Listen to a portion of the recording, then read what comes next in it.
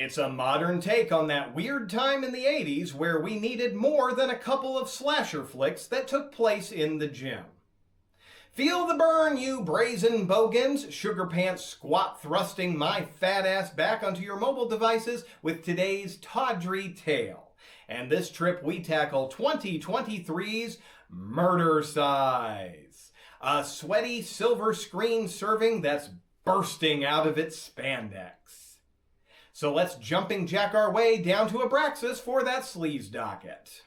We have 8 dead bodies, 11 cups blood, 6 naked breasts, 1 naked butt, 1 baggie of coke, 1 blunt, 1 totally plagiarized hockey mask. TV only plays exposition cliche. Radio only plays exposition cliche. Gratuitous catty bitches. Gratuitous banana eating. Gratuitous movie within a movie. Gratuitous foot lickery. 1 soapy shower. Champagne shower. Aggressive cork poppery. Coke-fueled spazzercise. Generic rock lap dancery. Old horn dog nipple play. 1 strangulation. Belt-assisted strangulation. More belt-assisted strangulation. Belt-assisted head bashery. 1 hyperextended elbow. Chair-assisted throat crushing. 1 disemboweling. 2 stabbed boobs. Pipe to the eye. Hammer to the skull. Hammer through the skull. Gunshot to the ear. Chainsaw to the head. Chainsaw sliced fingers. Split skull curb stomp.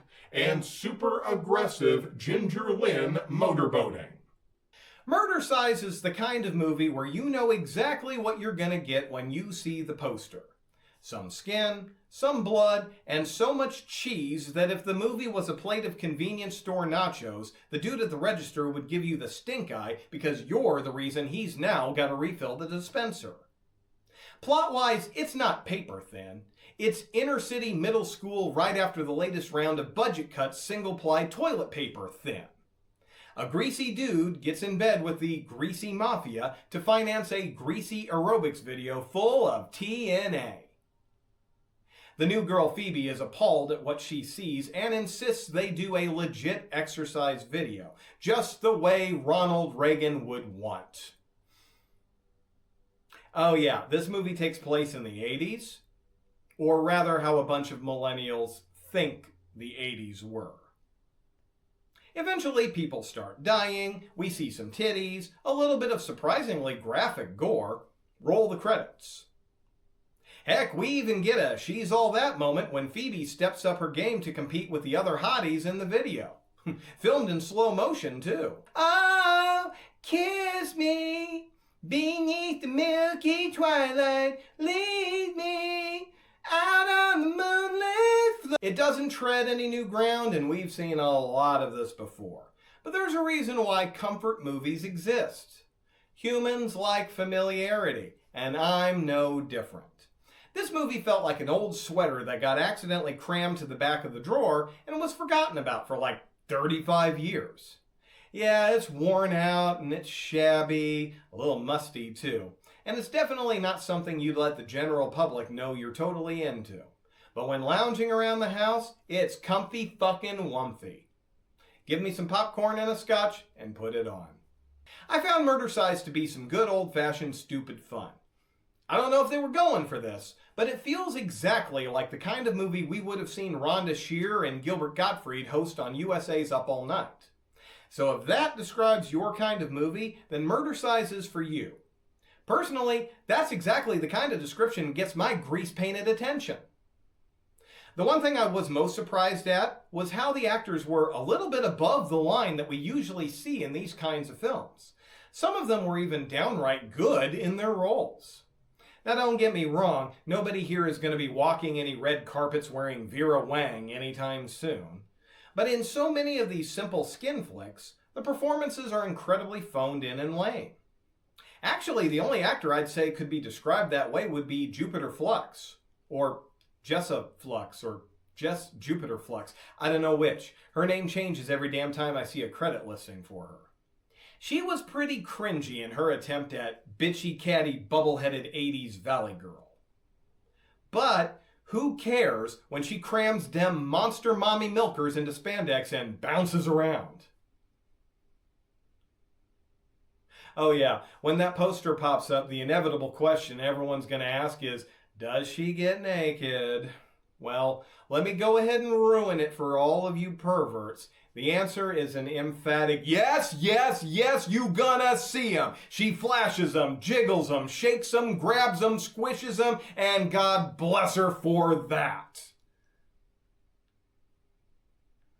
But then she goes all Glenn Close on our asses if we don't look at them. Look at my tits!